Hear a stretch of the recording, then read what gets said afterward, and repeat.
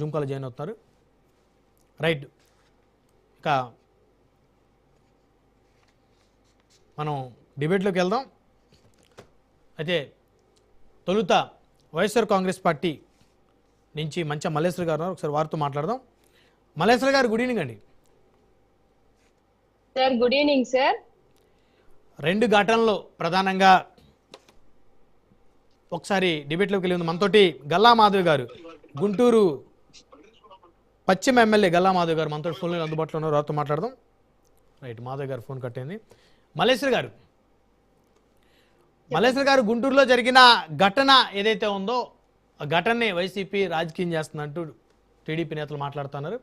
ఎవరైతే బాధ్యులు ఉన్నారో, ఎవరైతే ఈ ఘటన కారకులయ్యారో వారి మీద యాక్షన్ తీసుకున్నారు. 9 మందిని అరెస్ట్ చేశారు. స్థానిక సిఐ ఆయన కూడా వీఆర్కి పంపిన పరిస్థితి. ఏమంటారు మల్లేశ్వర్ గారు? సార్ మీకు ప్రేక్షకులకి అదేవిధంగా ప్యానెల్లో ఉన్న వాళ్ళకి కూడా వెరీ గుడ్ ఈవినింగ్ సార్. ఇవాళ ఎంత దౌర్భాగ్యమైనటువంటి పరిస్థితిలో ఉన్నామో అంటే, ఒక మహిళని నడి రోడ్డు మీద తన వస్త్రాన్ని తీసేసి మరి అంత అడ్డగోలుగా కొట్టి, అంటే ఆ వీడియో చూస్తే ఎవరికైనా అర్థం అవుతుంది. ఇప్పుడు మేం రెస్పాండ్ అవ్వడం, మనిషి అన్న వ్యక్తి ఎవరైనా, మహిళ అన్న వ్యక్తి ఎవరైనా కూడా దాన్ని ఖండించాల్సినటువంటి అవసరం ఉందా లేదా అనేది వాళ్ళ మనస్సాక్షులకే వదిలేస్తాను. ఇవాళ కూటమి ప్రభుత్వంలో ఇంత దౌర్జన్యంగా, ఇంత దారుణాలుగా ఎవరి ప్రభుత్వంలో జరుగుతున్నాయండి ఇవన్నీ? లా అండ్ ఆర్డర్ ఉన్నట్టా లేనట్టా? ఎవరు అండ చూసుకొని చేశారు?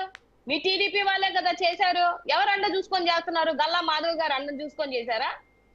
లేకపోతే ఎవరి ఇళ్ళ మీదకి వెళ్ళిపోవచ్చు, బాంబులు వేసేయచ్చు, పెట్రోల్ బాంబులు వేసేయచ్చు, దాడులు చేసేయచ్చు, మనల్ని ఎవరు అందరూ శబాష్ అని భుజం తడతారని గల్లా మాధవ్ గారు ఒక మహిళని నడి రోడ్డు మీద, నీ నియోజకవర్గంలోనే కదా జరిగింది, ఎక్కడో జరిగితే తర్వాత విషయం. 15వ తారీఖున రాత్రి జరిగితే 17వ తారీఖున వరకు కాలయాపన జరిగిందని ఎంత నిసిగ్గుగా వచ్చి ప్రెస్ మీట్లు పెట్టి చెప్తున్నావు తల్లి. కాలయాపన ఎందుకు జరిగింది? నీ చేతగాంతనానికి నిదర్శనమే కదా ఇది.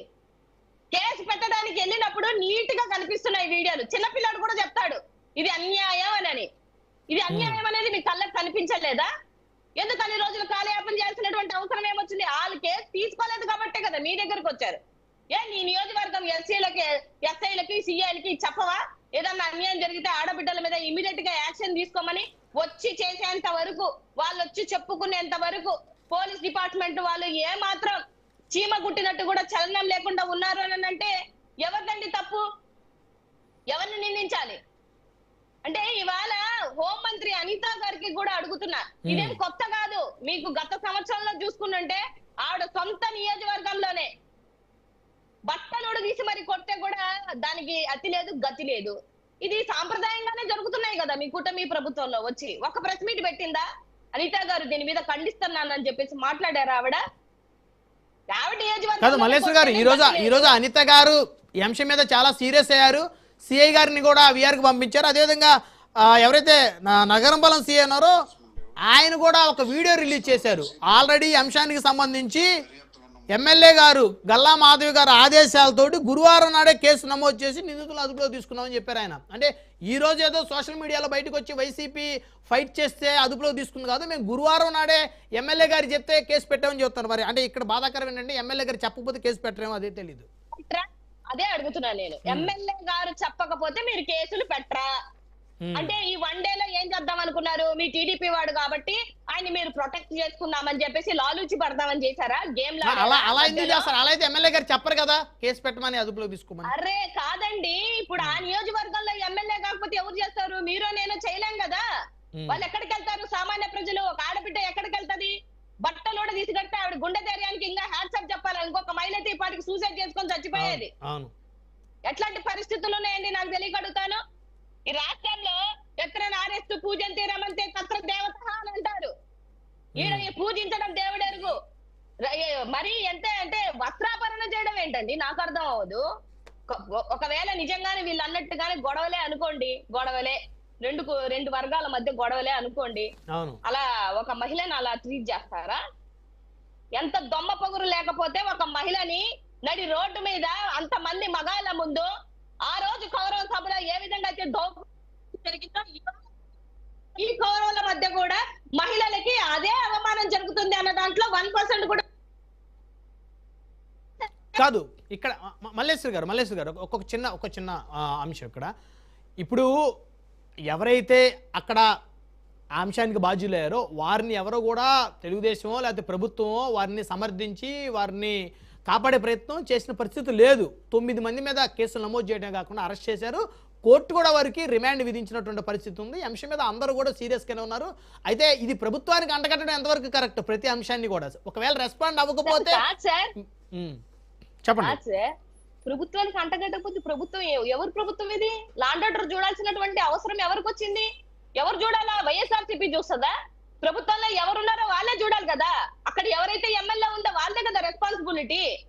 అంటే మీ హయాంలోనే అంత అధికార మదంతో చేస్తున్నారా వాళ్ళందరూ? అంటే మమ్మల్ని ఎవరైనా కాపాడుతాడులే, మనం ఏమైనా చేసేయొచ్చు. ఇవాళ ఎట్లుందంటే పరిస్థితి, మహిళలు వెళ్ళి ఇదిగోండి గోడ్ అని చెప్పుకొని కేసు పెడితే రివర్స్ లో మహిళల మీద కేసులు పెడుతున్నారు కదా. ఇంకా నయం ఈ ఇష్యూ బయటకు వచ్చింది కాబట్టి, బయటకు వైరల్ అయిపోయింది కాబట్టి ఇంకా యాక్షన్ తీసుకుంటున్నాము, రియాక్షన్ తీసుకుంటున్నాము, సీరియస్ అయ్యాము, కన్నెర్ర చేశాము. కన్నెర్ర చేసేలాగా మీ ప్రభుత్వం మీద భయం ఉంటే ఇలాంటి దాడులు మహిళల మీద ఎందుకు జరుగుతాయి అని నన్ను అడుగుతున్నాను సార్. మీరు మీ ప్రభుత్వంలో లా అండ్ ఆర్డర్ ఫెయిల్ అయింది కాబట్టి, నేను ఇందాక ఒక అంశం చెప్పాను, వంగల్పూడి అనిత గారు, హోంమంత్రి అనిత గారి యొక్క ఇలాకాలోనే జరిగితేనే అతిగతి లేదు. ఇక రాష్ట్రంలో ఇట్లాంటి ఎన్నో జరుగుతాయి. నువ్వు ఆ రోజు జరిగినప్పుడు యాక్షన్ తీసుకున్నట్టే ఇవాళ ఇంత పరిస్థితి రాదు కదా అని అడుగుతున్నాను సార్. ఎవరైతే సార్ మహిళ ఇప్పుడు పార్టీలకు అతీతంగా మాట్లాడాలి. నా పార్టీ నీ పార్టీ అనేది కాదు. ఒక మహిళని నడి రోడ్డు మీద అంత మంది మగాళ్ళు చూస్తుండగా హిజ్రాలను తీసుకొని వచ్చి ప్లాండ్ గా చేసినటువంటి పనే కదా సార్. 100% ప్లాండ్ గా చేసిన పనే కదా ఇది. మరి ప్లాండ్ గా చేశారు మీ టీడీపీ వ్యక్తే అని అంటే వాడికి ఎంత అధికార మదంతో ఎవరు సపోర్ట్ చూసుకొని చేశాడు? గల్లా మాధవి సపోర్ట్ చూసి చేశాడా? లేకపోతే హోంమంత్రి అనిత గారు అరే పర్లేదు ఏం చేసినా కూడా మా మీద కేసులు పెట్టలేదని చూసారా? లేకపోతే చంద్రబాబు నాయుడు గారు ఏం చేసినా కూడా మమ్మల్ని ప్రొటెక్ట్ చేస్తారని చెప్పేసి మీరు అధికార మదంతో చేశారా అని అడుగుతున్నారు. మల్లేశ్వర్ గారు, ఇప్పుడు ఆయన చేసింది తప్పు, ఖచ్చితంగా అతను శిక్షించాలి, ఆ అంశాన్ని బాధ్యులను అందరూ శిక్షించాలి. దాన్ని తీసుకెళ్లి మీరు హోమ్ మినిస్టర్ గారికి, సీఎం గారికి దాన్ని అంటకట్టడం అనేది కరెక్ట్ కాదేమో. ఇదేంటి సార్? లా అండ్ ఆర్డర్ ఎవరండి చూసేది? లా అండ్ ఆర్డర్ ఎవరు చూస్తున్నారు? హోంమంత్రి అనిత గారు కదా. ఎవరైతే లా అండ్ ఆర్డర్ చూస్తారో వాళ్ళనే అడుగుతాం. ఒక మహిళగా హోంమంత్రి అనిత గారు ప్రతి యాక్షన్ కి ఆవిడ వెంటనే రియాక్షన్ 24 hours లో 15వ తారీఖున అర్ధరాత్రి కేసు పెడుతుంటే 17 దాకా ఏం చేశారు అని అడుగుతున్నాను నేను. మీరు వీళ్ళకి ప్రభుత్వంలో ఉన్న వాళ్ళని అడగ ఇంకెవరిని అడగాలి? కాంగ్రెస్ పార్టీనో లేకపోతే వైఎస్ఆర్సీపీ పార్టీనో లేకపోతే ఇంకో పార్టీనో అడుగుతామా సార్? అది మీ నిర్లక్ష్యం, మీ చాతకంతనానికి ఇది ఒక నిదర్శనం. అదే చెప్తున్నా కదా సార్ నేను.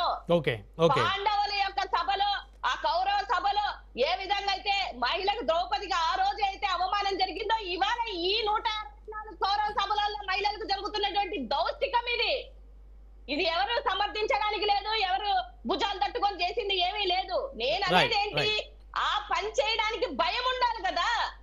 ఆ పని చేయాలంటే భయపడాలి కదా. భయపడట్లేదనంటే మీరు లా అండ్ ఆర్డర్ ఫెయిల్ అనే కదా అర్థం. రైట్. మల్లేశ్వర్ గారు 1 by 1 మాట్లాడదాం. డిబేట్ లో ఒక షార్ట్ బ్రేక్ తీసుకుందాం. బ్రేక్ తర్వాత మళ్ళీ డిబేట్ కంటిన్యూ చేద్దాం. చూస్తూనే ఉండండి రాజు.